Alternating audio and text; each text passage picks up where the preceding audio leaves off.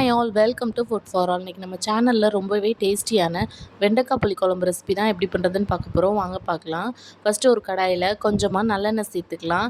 புளிக்குழம்புக்கெலாம் நல்லெண்ணெய் சேர்த்து பண்ணோன்னா ரொம்பவே டேஸ்ட்டாக இருக்கும். எண்ணெய் நல்லா காஞ்சதும் கொஞ்சமாக கடுகு சேர்த்துட்டு கூடவே கொஞ்சமாக வெந்தயம் சேர்த்துடலாம். இந்த குழம்பு கிட்டத்தட்ட மீன் குழம்பு மாதிரியே தான் இருக்கும். இப்போ ஒரு கைப்பிடி அளவு சின்ன வெங்காயம் கூடவே ஒரு 4-5 பல் பூண்டு சேர்த்து நல்லா வதக்கிக்கலாம்.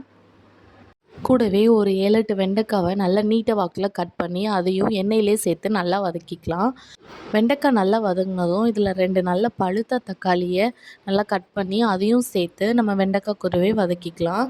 வெங்காயம் வெண்டைக்காய் எல்லாம் நல்லா வதங்கினதுக்கப்புறமா இதில் தேவையான மசாலா சேர்த்துடலாம்.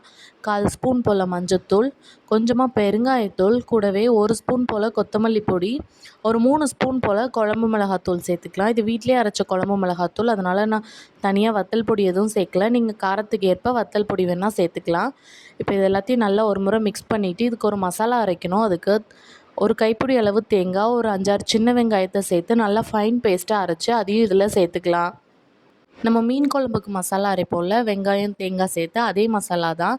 நான் இன்றைக்கி ஒரு லெமன் சைஸ் புளியை நல்லா தண்ணியில் கரைச்சி எடுத்துகிட்டு வந்திருக்கேன். அதையும் இதில் சேர்த்துட்டு குழம்புக்கு தேவையான அளவு உப்பும் சேர்த்துட்டு நம்ம குழம்ப மூடி போட்டு ஒரு 15 நிமிஷத்துக்கு நல்லா கொதிக்க விட்டுடலாம்.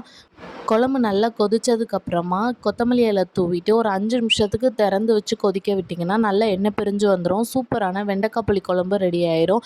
இது மீன் குழம்பு டேஸ்ட்லேயே இருக்கும். கண்டிப்பாக செஞ்சு பார்த்துட்டு எப்படி இருக்குன்னு நம்ம கமெண்ட்ஸில் சொல்லுங்கள். மறக்காமல் நம்ம சேனலை சப்ஸ்கிரைப் பண்ணிக்கோங்க. பாய்.